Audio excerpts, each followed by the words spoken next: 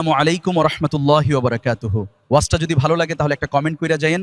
আল্লাহ তাআলা আমাদের সবাইকে কুরআন ও সুন্নাহ অনুযায়ী চলার তৌফিক দান করুন, আমিন। হযরতে আব্দুল্লাহ আনসারী রাদিয়াল্লাহু তাআলা আনহু মসজিদে সবার পরে যান।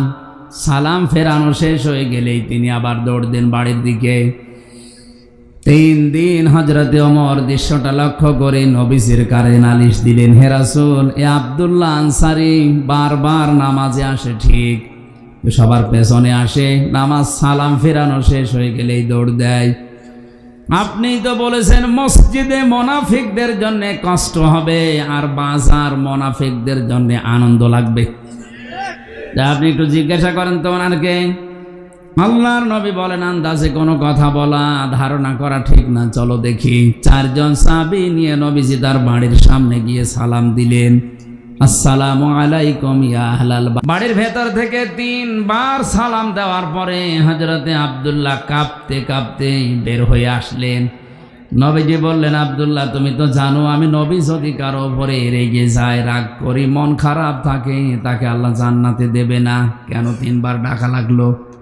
সাহাবী বলে, হুজুর, আমার কিছু কারণ আছে। বিশ্ব নবী বলেন, ওমর সহ কিছু সাহাবী তোমার নামে নালিশ দিয়েছে। তুমি সবার পেছনে যাও মসজিদে, সবার আগে তুমি নামাজ শেষ করে দৌড় দাও, কারণ কি? সাহাবী বলে, ইয়া রাসূলুল্লাহ, ইয়া হাবিবাল্লাহ, আমি মসজিদে যে আপনার কথা শুনতে আমারও মনে চায়। আমরা স্বামী স্ত্রীর এমন একটা পোশাক আছে শুধু নামাজের, বাকি যে পোশাক আছে এগুলো দিয়ে নামাজ পড়া যায় না। এই জন্য আমার স্ত্রীকে ঘরের মাঝে পাশে একটা গর্ত করে ওখানে আমি রেখে যাই। নামাজটা শেষ করার পরে আমার মনে হয় শুধু নিজে বাঁচলে হবে না, হালকেও বাঁচাতে হবে। তাড়াতাড়ি করে নামাজ শেষ করেই চলে আসি। ওই পোশাকটা স্ত্রীকে দিয়ে বাকি যে ছেঁড়া সেটা পোশাক আছে ওইগুলো নিয়ে আমি ওই গর্তের ভেতরে বসে থাকি যতক্ষণ আমার স্ত্রীর নামাজ চলে। আপনি যখন প্রথম এসে ডাক দিয়েছেন তখন আমার স্ত্রীর নামাজে দাঁড়িয়ে, আমি তো জিজ্ঞাসাও করতে পারছি না যে শেষ করে দাও তাড়াতাড়ি, কারণ কথা বলছে কার সাথে? নামাজে দাঁড়ালে মানুষ কথা বলে, বিশ্বাস করেন, সরাসরি আল্লাহর সাথে। নবীজি বলেন, সাহাবী, তুমি জিজ্ঞাসা করলে ফাওয়াসজুদু ওয়াকতারিব, যে মানুষ কখন আল্লাহর নিকটে হয়ে যায়? যখন মানুষ সেজদায় যায় নামাজে, ওই সময় আল্লাহর মাঝে আর বান্দার মাঝে কোনো পর্দা থাকে না। আমার স্ত্রী আল্লাহর সাথে ওদিকে কথা বলছে আর আপনি আমাকে ডাক দিয়েছেন, আমি এখন কি করব? দ্বিতীয়বার সালাম দিলেন, তখনও পর্যন্ত নামাজের শেষ হয়নি। তৃতীয়বার যখন সালাম দিয়েছেন সঙ্গে সঙ্গে ও আমার কাপড়টা ছেড়ে দিয়ে গর্তে প্রবেশ করেছে। এই দেখেন, এখনো ভালোভাবে কাপড় পরতেও পারি নাই, জলদি করে চলে এসেছি, আমারে মাফ করেন। নবীজি কেঁদে ফেললেন, পাশে যারা দাঁড়িয়ে আছে সবাই কাঁদতেছে। বিশ্ব নবী বলেন, এত কষ্টে আছো, এরপরও তুমি জামাত ত্যাগ করো না। উঠানের দিকে তাকিয়ে দেখলেন একটা শিশু বাচ্চাকে 8-10 বছর বয়স হবে, শিকল দিয়ে চেন দিয়ে বেঁধে রেখেছে গাছের সাথে। নবীজি বললেন, তোমার কথা শুনে আমার ভালো লেগেছে, কিন্তু বাচ্চার উপরে জুলুম করো কেন? সাহাবী বলে, ইয়া রাসূলুল্লাহ, এ বাচ্চাটা আমার। ওই যে একটা খেজুর গাছ দেখতে পাচ্ছেন বাঁকা, ওটা আমার না, ওটা ইহুদির বাগানের, বাঁকা হয়ে আমার উঠানের উপরে এসেছে। পাকা খেজুর ওখান থেকে পড়ে, এই কারণে আমার ছেলেটাকে আমি বেঁধে রাখি, কারণ আমি কর্মজীবনে বাইরে গেলে আমার স্ত্রী ছোটাছুটি করতে পারে না। ছোট মানুষ না বুঝে ইহুদির বাগানের খেজুর খেয়ে ফেলবে। আমি আপনার মুখে শুনেছি, লা তাদখুলুল জান্নাতা জাসাদুন গুজিয়া বিল হারাম, ওই শরীর জান্নাতে যাচ্ছে না, যাবে না। তাদখুল মজারে, বর্তমান, ভবিষ্যৎ, প্রেজেন্ট, ফিউচার।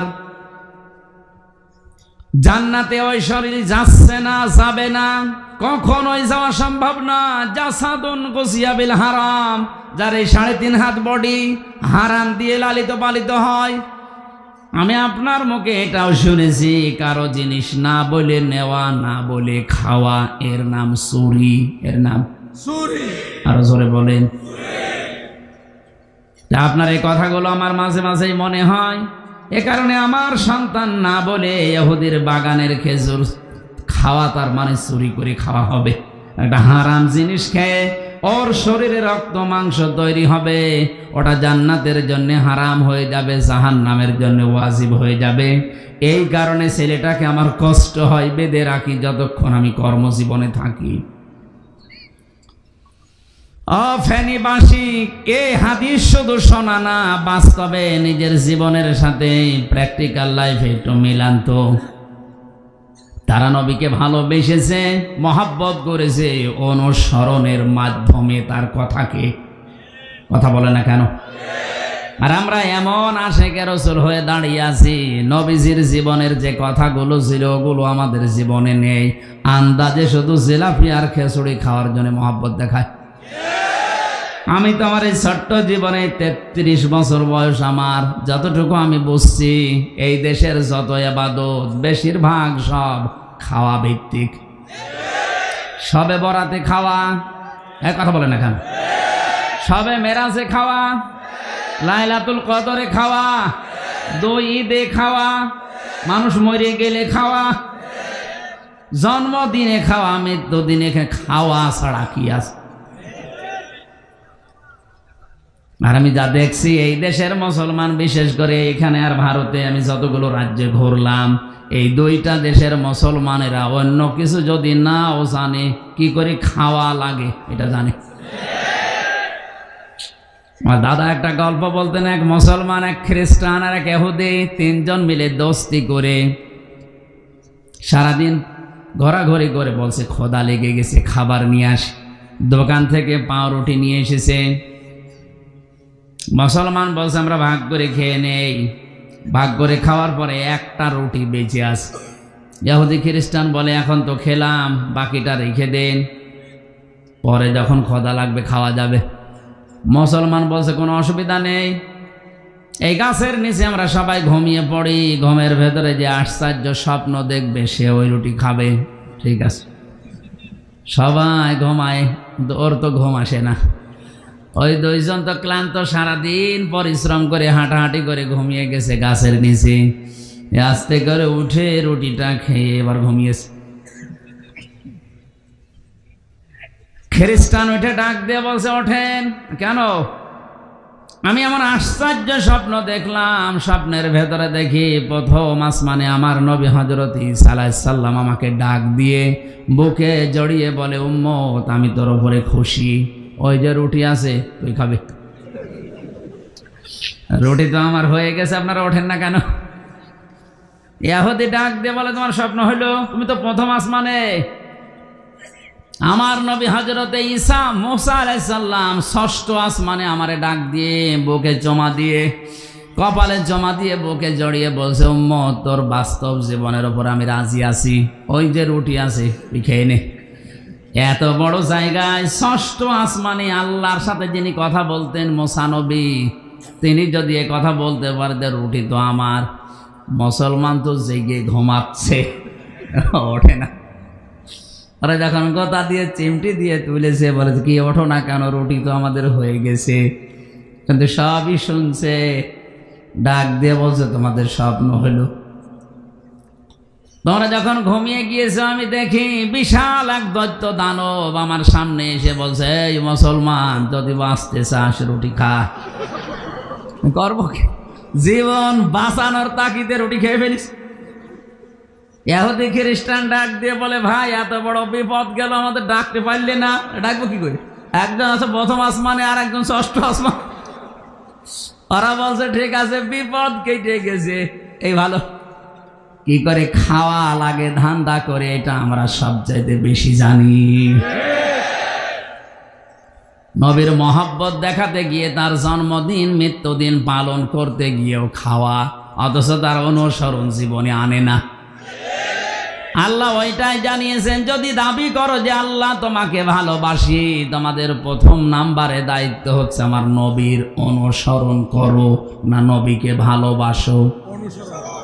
তার অনুসরণ করা লাগবে, তার প্র্যাকটিক্যাল লাইফটা দেখে চলার মাধ্যমে, নাকি ইয়া নবী সালা শেষ হয়ে গেল। শব্দের দিকে খেয়াল করেন তো, কেউ যদি অনুসরণ করে আল্লাহ বলেন ইউহিব্বুকুমুল্লাহু, আমি আল্লাহ নিজে তাকে ভালোবাসা আরম্ভ করব। এখানে আলেম যারা আছেন বলেন তো, এখানে ইউহিব এটা মজারে না মাজি? মজারের শব্দ, এটা বর্তমান, ভবিষ্যৎ, প্রেজেন্ট, ফিউচার। আল্লাহ মাজি অতীত শব্দ দেননি যে আপনি অনুসরণ আরম্ভ করেছেন, আল্লাহ আপনাকে ভালোবাসা শুরু করেছিলেন না। যখন অনুসরণ আরম্ভ করবেন তখন আপনাকে আল্লাহ ভালোবাসা শুরু করবে। এখন আমার প্রশ্ন, এই অনুসরণ কি আংশিক না পূর্ণাঙ্গ? আরো জোরে। আংশিক অনুসরণ যারা করেছিল তাদেরকে আল্লাহ ভালোবাসেনি, তাদেরকে আল্লাহ মাফও করেনি, জান্নাতেও দেয়নি। এই কথা বলেন এখন। তার বাস্তব উদাহরণ নবীর দুই চাচা আবু তালেব আর আবু লাহাব। এ দুইজন নবীকে অনুসরণ করেনি কিন্তু ভালোবেসেছিল। এত ভালোবাসা দিয়েছিল, আবু তালেব নিজের সন্তান আলীকে কাছে রাখতো না, রাতের বেলা এতিম মোহাম্মদ ভাতিজা তারে রাখতো কাছে, সারাটা জীবন আগলিয়ে রেখেছিল। হাদিসটা যদিও দুর্বল, আমি শিক্ষার জন্য বলছি, খেয়াল করেন। কিয়ামতের ময়দানে এ আবু তালেবের পায়ের নিচে জাহান্নামের দুইটা ফিতা লাগিয়ে দেবে, এটা আমরা জানি কিনা? মাথার মগজ পর্যন্ত টকবক করে ফুটবে। হাদিসের ব্যাখ্যায় আমি দেখেছি ওর পুরা শরীরের কোন জায়গায় জাহান্নামের আগুন লাগবে না, শুধুমাত্র পায়ে। কোথায়? আরো জোরে বলেন। পায়ে লাগবে এই কারণে, কারণ ওর শরীরের সব জায়গায় নবীর শরীর টাচ হয়েছিল। কোনো সময় চোমা দিয়েছে, কোনো সময় মাথায় নিয়েছে, কোনো সময় মুখে নিয়েছে, বুকে নিয়েছে, পিঠে নিয়েছে, কিন্তু পায়ের কাছে কোনোদিন রাখে নাই। এই কারণে আল্লাহর নবীর শরীর, ওর শরীরের যেখানে যেখানে লেগেছে ওই জায়গাগুলোতে জাহান্নামের আগুন লাগবে না, শুধুমাত্র পা দিয়ে কোনোদিন স্পর্শ হয়নি, এজন্য পায়ে লাগিয়ে দেবে আগুন। কি ভালোবাসা ছিল তার জীবনে আপনি লক্ষ্য করেন। কাফেররা এসে যখন বলেছিল আবু তালেব আপনারে ভাতিজা এই ভাইয়ের ছেলেকে নিষেধ করেন, যদিও যা চায় বিভিন্ন জিনিসের অফার দিয়েছিল। নবীজি আসার পরে তাকে ডাক দিয়ে বলে, মোহাম্মদ ওরা এসেছিল এই অফারগুলো দিয়েছে, তুমি কি করবা? বিশ্বনবী বলেন, চাচা ওরা যেটা দিতে চায়, সুন্দরী নারী, গাড়ি বাড়ি, ক্ষমতা, ধন সম্পদ, এগুলো তো দেওয়া সম্ভব। যেটা দেওয়া সম্ভব না, আকাশের ওই চাঁদ যদি আমার বাম হাতে, সূর্য যদি ডান হাতে এনে দেয়, যে কালেমাটা নিয়ে এসেছি, 1 সেকেন্ডের জন্য এর আওয়াজ বন্ধ করা সম্ভব না। ওই দিন আবু তালেবের ভাষা শোনেন, ডাক দিয়ে বলেছে, ভাতিজা মোহাম্মদ তোমার কাজ তুমি চালিয়ে যাও, আমি তোমার ধর্ম গ্রহণ করলাম না, কিন্তু তোমারে আমি বাধা দেব না। কেউ বাধা দিতে আসলেও আমি তারে নিজে ঠেকাবো। আপনি যে ভূমিকাও রাখতে পারেন না, এত কঠোর অবস্থায় ছিল আবু তালেব, এরকম ভয়ঙ্কর মুহূর্তেও ছিল তার পেছনে। এরপরেও লোকটা যেদিন মারা যাচ্ছিল, বিশ্বনবী এসে তার বালিশের কাছে বসে বসে বলেছিলেন, ইয়া আম্মি আবি তালিব কুল লা ইলাহা ইল্লাল্লাহ হাজ্জুল লাকা ইনদাল্লাহি ইয়াউমাল কিয়ামা, রাহুল বুখারী। হে চাচা, জোরে বলা লাগবে না, শুধু আমার কানের কাছে মুখ নিয়ে আস্তে করে বলেন লা ইলাহা ইল্লাল্লাহ। আপনি মুহাম্মাদুর রাসূলুল্লাহ বলার দরকার নেই, শুধু আল্লাহর ঘোষণাটা দেন, কিয়ামতের দিন আমি ঝগড়া করে আপনাকে জান্নাতে নিয়ে যাব। পাশে আবু জেহেল আর আবু সুফিয়ান দাঁড়িয়েছিল, ডাক দিয়ে বলে, নেতা পড়বা, সারা জীবন বাপ দাদার ধর্ম অনুসরণ করলে, এখন ভাতিজার নতুন ধর্ম গ্রহণ করে কলঙ্কিত হবা, মানুষ তোমার ভীরু বলবে, কাপুরুষ বলবে। আবু তালিব ডাক দিয়ে বলে, ভাতিজা মোহাম্মদ আমারে মাফ করে দিও, তোমার কালিমাটা আমি পড়তে পারলাম না। জোরে বলেন নাউজুবিল্লাহ। নবীজির মন খারাপ হয়ে গেল। সঙ্গে সঙ্গে কোরআনে কারিমের আয়াত আল্লাহ নাজিল করলেন, ইন্নাকা লা তাহদি মান আহবাবতা ওয়ালাকিন্নাল্লাহা ইয়াহদি মান ইয়াশা ওয়া হুয়া আ'লামু বিল মুহতাদিন। সূরা কাসাসের 56 নম্বর আয়াতে আল্লাহ পাক বলেন, হে নবী আপনি মন খারাপ করেন কেন? হেদায়েত তো আপনার হাতে দেয়নি যে যাকে ইচ্ছা তাকে দিয়ে দেবেন। এই লোকটা আপনার চাচা, আমি জানি।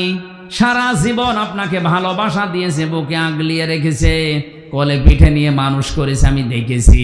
কিন্তু লোকটা আপনার অনুসরণ করে নাই, এই জন্য আমি আল্লাহ ওকে মাফ করি নাই। হেদায়েত কে পাবে ওটা আপনার চাইতে আমি আল্লাহ ভালো জানি।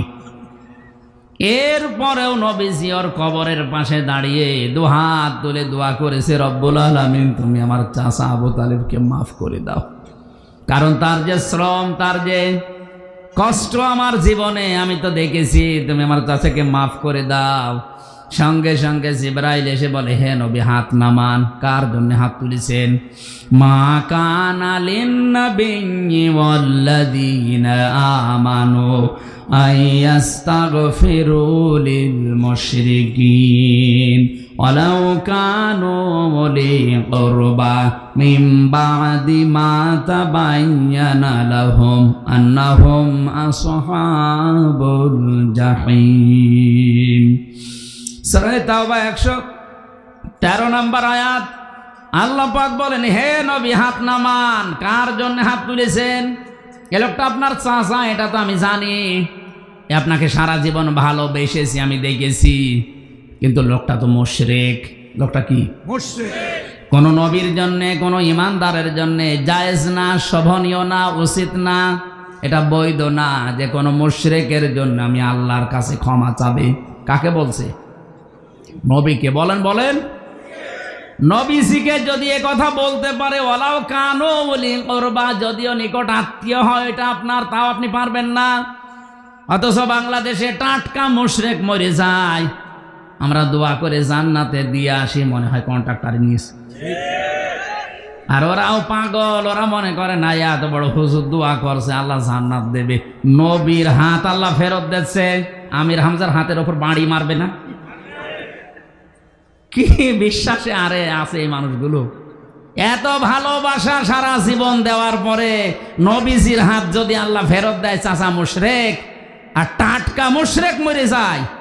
14টা গরু জবাই করে আমরা দোয়া করে জান্নাতে দিয়ে আসছি। জান্নাত আমার বাবার নাকি?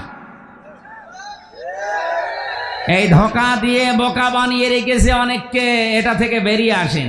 ভালোবাসা দিয়ে যদি জান্নাত পাওয়া যেত, আবু তালেবকে জান্নাত দেওয়া লাগতো। ওর অনুসরণ ছিল না। কি ছিল না? অনুসরণ। আর একজন চাচার নাম আমরা জানি, আবু লাহাব। এই লোকটা এত ভালোবেসেছিল নবীর জন্মের সময়, বিশ্ব নবীর জন্মের দিন ওর নিজের টাকায় ক্রয় করা বাদী দাসী সুয়াইবিয়া এসে ডাক দিয়ে বলেছে, মালিক আপনার মরা ভাই আব্দুল্লাহর একটা সন্তান হয়েছে। আবু লাহাব ডাক দিয়ে বলে, দেখো জীবনে কোনোদিন তুমি আমার কথার অবাধ্য হয়ে বাড়ির বাইরে যাওনি। আজকে কোথায় গিয়েছিলে? যেই বলেছে আপনার মরা ভাই আব্দুল্লাহ, সে যদি থাকতো বেঁচে আজ অনেক খুশি হতো। সে যেহেতু নেই, আমি তো দৌড়িয়ে গিয়েছিলাম আমিনার ঘরে, তার একটা চাঁদের মতো ফুটফুটে সন্তান এসেছে। এই খবরটা আপনাকে আমি দেওয়ার জন্য দৌড়িয়ে এসেছি। আবু লাহাবের রাগ ছিল, এরপরও সঙ্গে সঙ্গে ভাতিজার কথা শোনার পরে ওই সময় ডাক দিয়ে বলেছে, সুয়াইবিয়া আমার ভাই আব্দুল্লাহ থাকলে অনেক খুশি হতো। ভাই যখন নেই, আমি তো এই ছেলেটার চাচা, এত খুশির সংবাদ আমারে দিলে এই 2টা আঙ্গুল দিয়ে বলেছিল, তোরে আমি মুক্ত করে দিলাম, যা, তোর আর আমার বাড়িতে কাজ করা লাগবে না। বলেন তো কত ভালোবাসা থাকলে নিজের টাকায় কেনা এত বড় একটা বাদীকে মুক্ত করে দিতে পারে? আপনি তো 2 টাকাও দিতে চান না। ভালোবাসা কম ছিল না, কিন্তু তার বিরুদ্ধে আমার আল্লাহ কোরআনের আয়াত নাজিল করেছে। যখনই বিশ্বনবী কালেমার দাওয়াত দিয়েছে, লোকটা অনুসরণ করে নাই, আগের ভালোবাসাও ভুলে গেছে, অনুসরণ বাদ দিয়ে পাথর মেরেছে। কথা বলেন না কেন? তাব্বা লাকা লিহাযা জামাতানা, পাহাড়ের ওই পাদদেশে দাঁড়িয়ে এই লোকটাই সর্বপ্রথম পাথর তুলে নবীর দিকে এইভাবে নিক্ষেপ করেছিল। তাফসিরে হাক্কানিতে আমি পড়েছি, পাথরটা নবীজির শরীরে লাগে নাই, সামনে পড়েছিল। খেয়াল করেন আলেম যারা আছেন, পাথরটা কিন্তু নবীর শরীরে লাগে নাই, সামনে পড়েছিল। যেহেতু সর্বপ্রথম পাথর তুলে এভাবে নিক্ষেপ করেছে, আল্লাহ এত বেশি রাগ করেছিলেন ওই সময়, পুরা কোরআনের ভেতরে ওর নামে আল্লাহ একটা সূরা নাজিল করেছেন, তাব্বাতে ইয়াদা আবি লাহাবি ওয়া তাব। আল্লাহ পাক বলেন ধ্বংস হয়ে যাক আবু লাহাবের দুই হাত এবং সে নিজে, এবং ধ্বংস হয়েছে। খেয়াল করেন তো শব্দের দিকে, আবু লাহাব পাথর নিক্ষেপ করেছিল কয় হাত দিয়ে? আল্লাহ এখানে কয় হাতের নাম দিয়েছেন? ইয়াদা নিয়েছিল, শব্দটা নুন পড়ে গেছে। ইয়াদা শব্দের শাব্দিক অর্থ হচ্ছে দুই হাত। আল্লাহ অবিচার করে ফেলেছে আবু লাহাবের উপরে। হ্যাঁ, ভালো করে বলেন না, মানে ও তো পাথর নিক্ষেপ করেছিল এক হাত দিয়ে, ধ্বংস করলে এক হাত করবে, দুই হাত করলো কেন? আপনি যে কোনো জিনিস এভাবে তুলে যদি ছুঁড়ে মারতে চান, দেখবেন এক হাত দিয়ে হয় না, এ হাতও নড়াচড়া করে। কথা বলেন না কেন? আল্লাহ পাক এইটাও সহ্য করেন নবীর বিরুদ্ধে।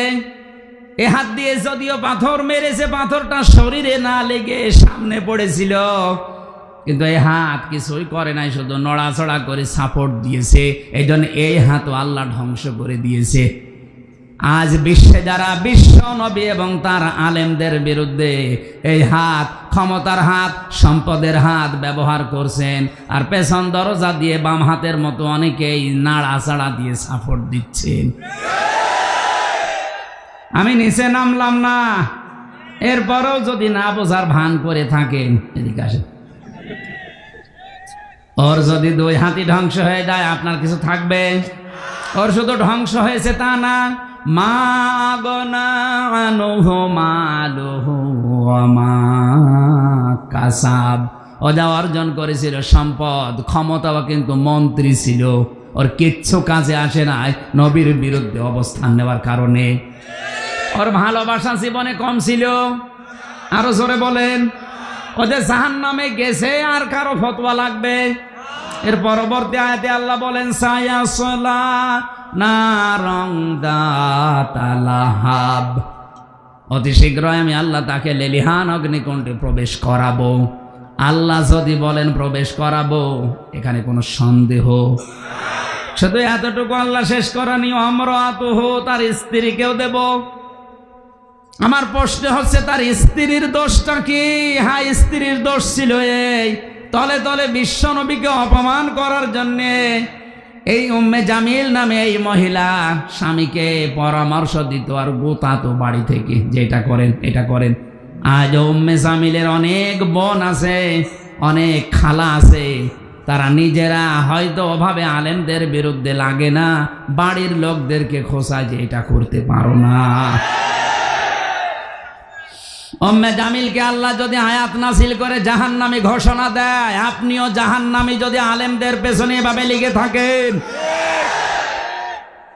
দুইজন চাচার কথা বললাম, দুইজনই শুধু ভালোবাসা ভালোবাসা ভালোবাসা, অনুসরণ ছিল না। দুইজনেই জাহান্নামী, দুইজনেই। আরো জোরে বলেন।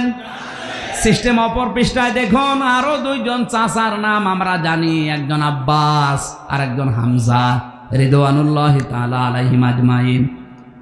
তাদের জীবনে শুধু ভালোবাসা ছিল না, ভালোবাসতো তারা মাস্ট বি, পাশাপাশি তারা অনুসরণ করে দেখিয়েছে। হযরতে আব্বাস যে নবীর অনুসরণ করেছে তার বাস্তব প্রমাণ মুসলিম শরীফের হাদিস। আন আব্বাসিন রাদিয়াল্লাহু তাআলা আনহু قال قال النبي صلى الله عليه وسلم من سقى طعم الإيمان من رضي بالله ربا وبالإسلام دينا وبمحمد صلى الله عليه وسلم نبيا ورسولا رواه মুসলিম। এই কথা বলেন কেন? হযরতে আব্বাস থেকে বর্ণিত, তিনি বলেন কেউ যদি ঈমানের স্বাদ পেতে চায়, দুনিয়ায় তিনটা কাজ তাকে করা লাগবে। এক নম্বরে যে আল্লাহকে রব পেয়ে খুশি আছে। এই হাদিসের প্রথম অংশ পড়ার পরে আমি যেটা বুঝি, বাংলাদেশের ৯৬% মুসলমান ঠিক আছে, কিন্তু ৬% মানুষও আল্লাহকে রব পেয়ে খুশি নেই। এখন যদি বলেন এত বেশি ডিফারেন্স, হ্যাঁ এত বেশি ডিফারেন্স, আপনি হিসাব করে দেখেন। আল্লাহকে রব পেয়ে যারা খুশি, রবের অর্থ 19টা। এর প্রথম অর্থ রব মানে আইনদাতা। রব মানে আমি কি এগুলো বানাচ্ছি? রব মানে আইনদাতা, যিনি বানিয়েছে তার আইন চলবে, এইটাই ফাইনাল। অথচ 53 বছর পার হয়ে গেল, এ দেশটা স্বাধীন হয়েছে, 96% আমরা মুসলমান বাস করি। ওই রবের একটা আইনও আজও এদেশে কায়েম নেই। তা আপনি রবকে রব পেয়ে খুশি আছেন কি করে? খালি মুখের কথা। আমার মাঝে মাঝে দাদা, আমার জেলখানায় থাকতে আমার দাদাটা মারা গেছে, অনেক কিছু গল্প বলতো শিক্ষামূলক। বলতো, হামজা, এদেশে 96% মুসলমান, ওটা শুধু আদমশুমারিতে আর ওই আগা কাটা আছে, তাছাড়া 96% মুসলমান। 51% যদি মুসলমান বাংলাদেশে, মান রাদিয়া বিল্লাহি রব্বা, এই হাদিস অনুযায়ী তৈরি হয়ে যায়, এই দেশে আল্লাহর আইন ছাড়া অন্য কিছু চলার কথা না। উদাহরণ দিতে গিয়ে বলতো, একজন গরিব মানুষ রিক্সা চালায়, বহু কষ্ট করে 1 কেজি মাংস কিনেছে খাসির। বৌমাকে বলছে রান্না করো, আমি গোসল করে আসি। রান্না কমপ্লিট করে চিন্তা করছে দেখি কেমন লাগে, খেতে খেতে প্রায় সব খেয়ে ফেলিস। শ্বশুর এসে বলছে কই দাও, মূলা দিয়েছে, আলু দিয়েছে, কিন্তু গোশত দেয় না। ডাক দিয়ে বলছে কই আসল জিনিস? শ্বশুর, আব্বা বলবো কি, আপনি যখন গোসল করতে গেলেন, আমি রান্না কমপ্লিট করার পরে ঢাকনা দিয়ে ঢেকে রেখে পানি আনতে গেছি, পানি এনে দেখি ওই যে দুষ্টু বিড়াল সব খেয়ে ফেলিস, আর নেই। শ্বশুর মনে মনে চিন্তা করছে, 1 কেজি মাংস রান্না কমপ্লিট, ঢাকনা দিয়ে ঢেকে রেখেছে, পানি আনতে গেল কয় মিনিট লাগে, এর ভেতরে বিড়াল খেয়ে ফেললো। একই বিড়াল পাশে তাকিয়ে দেখে মিউ মিউ করছে, চেপে ধরিস। 4 হাত পা রাইট করে রশি দিয়ে বেঁধেছে, দাড়ি পান লাইনে ওজন দিয়ে দেখে 1 কেজি। বলছে বৌমা, এটা যদি বিড়াল হয় তো সে মাংস কই? কারণ এই বিড়াল যদি 1 কেজি মাংস খায়, এর ওজন হবে 2 কেজি। আর এটা যদি মাংস হয় তাহলে বিড়াল কই? 96% মুসলমান, শুধু আদমশুমারি আর ওই মুসলমানি দেওয়া এই। আর এখন তো অনেকেই, বিশেষ করে এই দেশে মুসলমানি দেওয়াকে এমন কায়দায় নিয়ে গেছে, এটা একটা ব্যবসা বানিয়েছে। 20 বছর ছেলের বয়স, মুসলমানি দেয় না। কি চাচা, এত বড় ছেলে, বলে টাকা পাবো কোথায়?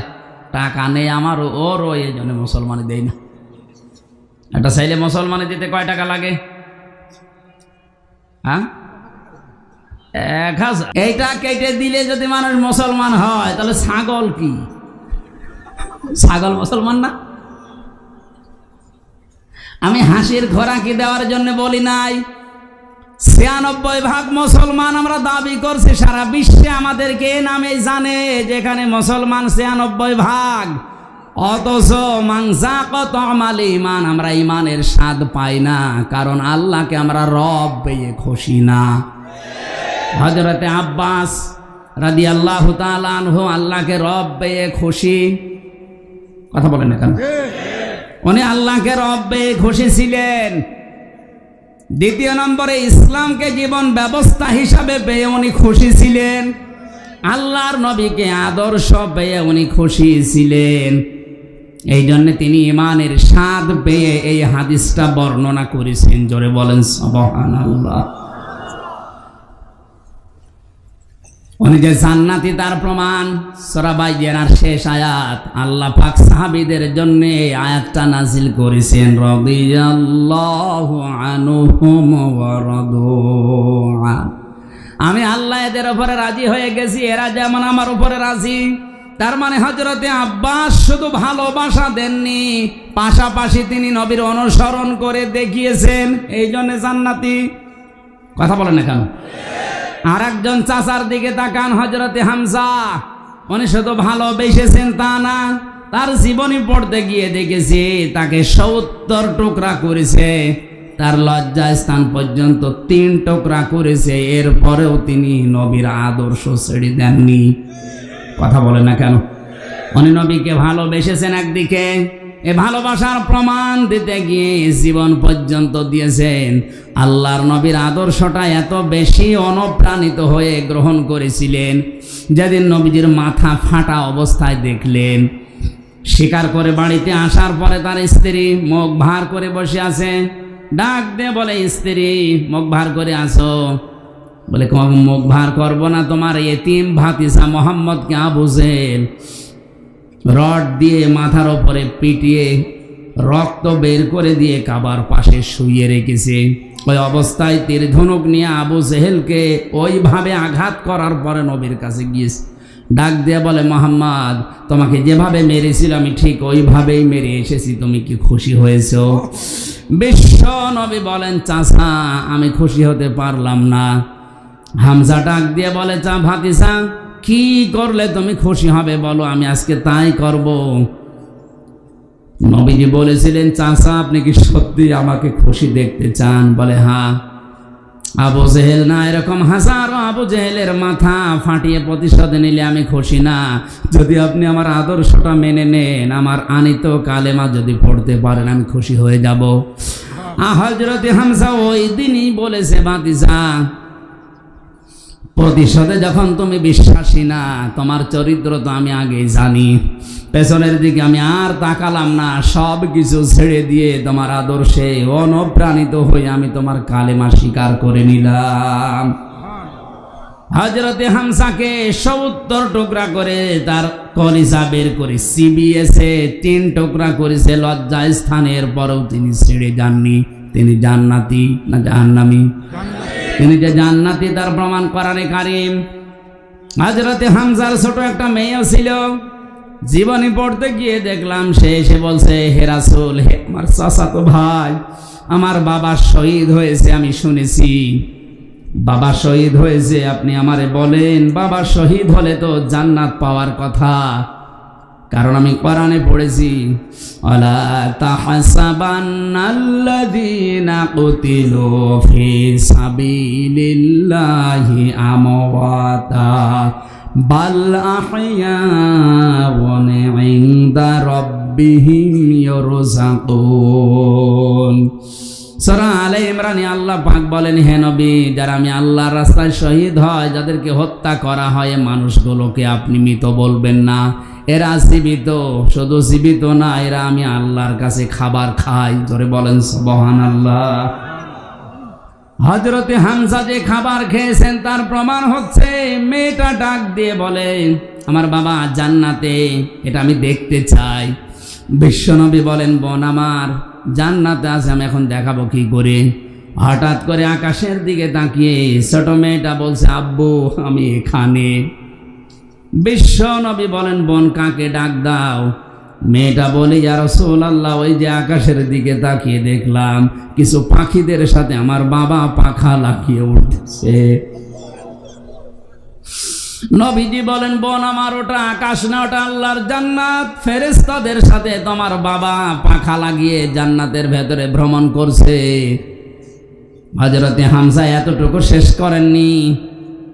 কোন মানুষ যদি মারা যায় ঈমান নিয়ে, সে কবরে থাকবে, ঘুমিয়ে থাকবে, কিয়ামতের দিন একবারে উঠবে, এতটুকুই শেষ, আর কিছু নেই। যারা আলেম আছে তাদেরকে বলছে, রশিদ ভাই, যারা ঈমান নিয়ে মারা যাবে, কবরে থাকবে, ঘুমিয়ে থাকবে, কিয়ামতের যেদিন সিংহায় ফৎকার দেওয়া হবে ওই দিন উঠবে, আর কিছু আছে? নেই। কিন্তু কেউ যদি শহীদ হয়, শাহাদতের মরণ পায়, এ লোকটা মরণের পরে ঘুমাবে না, ও লোকটা জীবিত, এবং আল্লাহ নিজে তাদেরকে খাবার খাওয়াবে। আমরা জানি মানুষ ঘুমিয়ে থাকলে খাবার খাওয়া লাগে না, বলেন বলেন, জেগে থাকলে খাবার খাওয়া লাগে, আর খাবার খেলে রক্ত, গোশত, মাংস তৈরি হয়। হযরতে হামজাকে যেখানে কবর দিয়েছে, ৩০ বছর পরে কবরটা ভেঙে গিয়েছিল। মদিনা একবার প্রচণ্ড ঢল হওয়ার কারণে পানির সাথে রক্ত ভেসে আসছিল। ওই সময় যারা তার সাথে যুদ্ধ করেছিল তাদের এখন মুরব্বী হয়ে গেছে। রক্ত অনুসন্ধান করতে গিয়ে দেখে ৩০ বছর আগে উহুদের ময়দানে হযরতে হামজাকে যত টুকরা টুকরা করেছিল, সেই সমস্ত জায়গা থেকে তাজা রক্ত ফিনকি দিয়ে বের হচ্ছে। উনি যদি খাবার না খাবে এতে রক্ত এলো কোথায়? এক কথা বলেছে না কেন? এই জন্য পৃথিবীতে যারা শহীদ হচ্ছে, যারা শাহাদতের মরণ পাচ্ছে, যারা গুম হয়ে যাচ্ছে, যাদেরকে বিনা কারণে হত্যা করা হচ্ছে, আপনি মৃত বলবেন না। আর ওদেরকে আল্লাহ এমনিতে এভাবে মরণও দেয় না। ওয়ালিয়ালামাল্লাহুল্লাযীনা আমানু ওয়া ইয়াত্তাখিযা মিনকুম শুহাদা। সূরা আলে ইমরানের 140 নম্বর আয়াতের শেষের দিকে আছে, কিছু মানুষের জীবন যৌবন, কিছু মানুষের কর্মজীবন আমি আল্লাহর কাছে ভালো লাগে, ওদেরকে শাহাদতের মরণ দিয়ে আমি আল্লাহ ধন্য করি। জোরে বলেন সুবহানাল্লাহ। সুতরাং যারা শাহাদতের মরণ পাচ্ছে উল্টা পাল্টা ধারণা করবেন না, ওরা কিন্তু জীবিত। 70-80 বছরে আর কি খেয়েছে, এখন কিয়ামত পর্যন্ত আল্লাহ নিজে তাদেরকে খাওয়াবেন। এই জন্য জেলখানায় 3টা বছর আমার সারা জেলখানায় 3টা বছরে প্রতিদিনের তাহাজ্জুদের দোয়া ছিল, আল্লাহ তুমি আমারে মরণ দিও, আল্লাহুম্মা ইন্নী আসআলুকা শাহাদাতান ফি সাবিলিক। এমনি আমি মরণ চাই না, আল্লাহ যদি মরণ আমারে দাও তুমি শাহাদতের মরণ দিও। কারণ 33 বছর আর কি খেয়েছি, শাহাদতের মরণ যদি আমি পাই হযরতে হামজার মতো কিয়ামত পর্যন্ত জীবিত থাকতে পারবো, আল্লাহর জান্নাতি খাবার আল্লাহর হাতে খেতে পারবো। হযরতে হামজা, হযরতে আব্বাস, 2 জন নবীকে শুধু ভালোবাসা দিয়েই শেষ করেছে না অনুসরণ করেছে? এজন্য 2 জন জান্নাতি আর আগের 2 জন আপনার এখনো বিবেক খোলে না, খালি ভালোবাসা দিয়েই শেষ করে দেবেন। অনুসরণ করে দেখান হামজার মতো, আব্বাসের মতো। শব্দটা কি ছিল? কেউ যদি অনুসরণ আরম্ভ করে তাকে আল্লাহ ভালোবাসা শুরু করবে। এখন এই অনুসরণ কি আংশিক না পূর্ণাঙ্গ? আমরা যেটা করছি এটা তো আংশিক হয়ে যাচ্ছে, কারণ আমাদের জব্বা নবীজির মতো, পাগড়ি নবীর মতো, কিন্তু নবীজির মতো সমাজ ব্যবস্থা আমাদের নেই, নবীর মতো রাজনীতি আমাদের জীবনে নেই। তাহলে আমাদের অনুসরণ কি পূর্ণাঙ্গ না আংশিক? আরো জোরে। আংশিক অনুসরণ করলে ইউহিব্বুকুমুল্লাহ, আল্লাহ ভালোবাসবে, কথা আছে? নেই। এজন্য আমাদের অনুসরণ করা লাগবে পূর্ণাঙ্গ, আল্লাহ তখন ভালোবাসা শুরু করবে। আয়াত পড়ার পরে আমার মনে হচ্ছে বাংলাদেশে হাজারো আলেম, হাজারো পীর, হাজারো মুসলমান শুধু আংশিক অনুসরণ করার কারণে এখনো আল্লাহর ভালোবাসা পাওয়া আরম্ভ করেনি। ওয়াগফির লাকুম যুনুবাকুম তো বাদ দিলাম, আল্লাহ মাফ করে দেবে, দিচ্ছে, দেবে তা না। যে অনুসরণ আরম্ভ করবেন আপনি পূর্ণাঙ্গভাবে সিদ্ধান্ত নিয়ে নেবেন যে এখন থেকে রান্নাঘর থেকে আন্তর্জাতিক জীবন পর্যন্ত সব জায়গায় আমি অনুসরণ আরম্ভ করলাম। আপনাকে তখন আল্লাহ ভালোবাসা শুরু করলে, আল্লাহ যদি কাউকে ভালোবাসে ওর জীবনের অপরাধ রাখে না। জাম্বন না দিয়ে যুনুবাকুম দিয়েছেন, সব গুনাহ আল্লাহ মাফ করে দেবে। জোরে বলেন সুবহানাল্লাহ। উনি যে মাফ করবে তার প্রমাণ ওনার এই 2টা নাম, আল্লাহু গফুরুর রহিম। আল্লাহ পাক বলেন কুল আতিউল্লাহ ওয়ার রাসূল, নবী আপনি বলেন এই যে অনুসরণের কথা বললাম, এটা যদি কেউ করে আমি আল্লাহ এবং আমার রাসূলের, সেই লোকটাই কেবল আমি আল্লাহর দৃষ্টিতে ভালোবাসার পাত্র। ফাইন তাওয়াল্লাউ, কেউ যদি এই অনুসরণ না করে মুখ ফিরিয়ে নেয়, অহংকার করে, ফাইন্নাল্লাহা লা ইউহিব্বুল কাফিরিন, অবশ্যই আমি আল্লাহ কাফেরদের ভালোবাসি না। তার মানে যার ভালোবাসা আছে জীবনে অনুসরণ নেই সে কাফের। কথা বলে না কেন? আলেমকে জিজ্ঞাসা করেন, যারা শুধু ভালোবাসে অনুসরণ করে না এরা কাফের। তাছাড়া আল্লাহ ইউহিব্বুল কাফিরিন দিতেন না। ফাইন তাওয়াল্লাউ, যারা এই কথাগুলো শুনে মুখ ফিরিয়ে নেবে, ফা মানে অতঃপর, ফাইন্নাল্লাহা, তারা যেন জেনে রাখে অবশ্যই আমি আল্লাহ লা ইউহিব্বুল কাফিরিন, এই কাফেরদের ভালোবাসি না। তার মানে শুধু ভালোবাসা আব্বাস আবু তালেবের মতো, আবু লাহাবের মতো বাসবেন, অনুসরণ করবেন না আব্বাসের মতো, হামজার মতো, আপনি কাফের। আর কাফেরকে আল্লাহ ভালোবাসছে না, বাসবে না। আল্লাহ আমাদের হেফাজত করুন, বলেন আমিন। 12টা পর্যন্ত কথা বলি, 12টায় বাজে। আমিন আজ যদি সামনে কোনো জায়গায় আসে আশপাশে, ব্যাখ্যা পরের শব্দগুলো করবো ইনশাআল্লাহ।